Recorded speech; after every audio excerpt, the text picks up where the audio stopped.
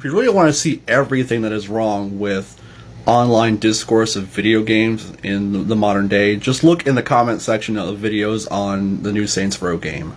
Some of the backlash doesn't seem too bad on its surface. It's a lot of gamers saying that they don't want to change in direction. They want more of what the first 4 games had to offer. Okay, that's not unreasonable. But then you keep reading, and you'll find that the primary motivating factors behind this level of vile backlash the game is receiving already after relatively little content has been released. Misogyny, racism. And I'm completely serious.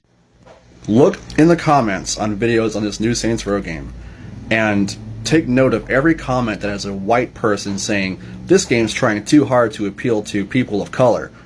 Or, this game is so PC now, none of the characters look sexy like in the old games. What's wrong with women in video games being sexy, y'all?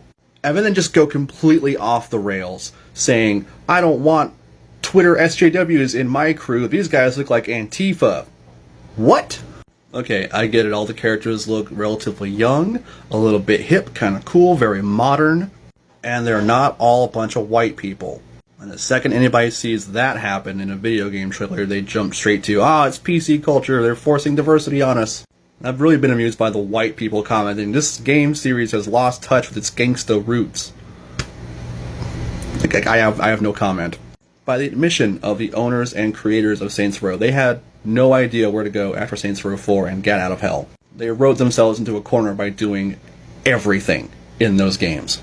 And not knowing where to go with those characters and stories, they decided to do a reboot. So the series actually is going back to its roots. It's simplifying and going to resemble something somewhere between Saints Row 2 and 3. Big GTA-style sandbox carnage, but with the Saints Row brand of humor. I think that's ideal. That sounds great to me. But apparently the longtime fans need more Shandy and giant dildo swords.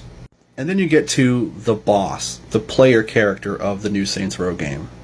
It's worth noting that, like in past games, you can create and customize your own version of the boss, your own version of the player character. But in the trailer, the boss is represented by a female-presenting person of color. At first glance, you just think a black woman. And sensitive little white boys got all butthurt over the idea that maybe, just maybe, they might have to play a Saints Row game where the main character is a black woman.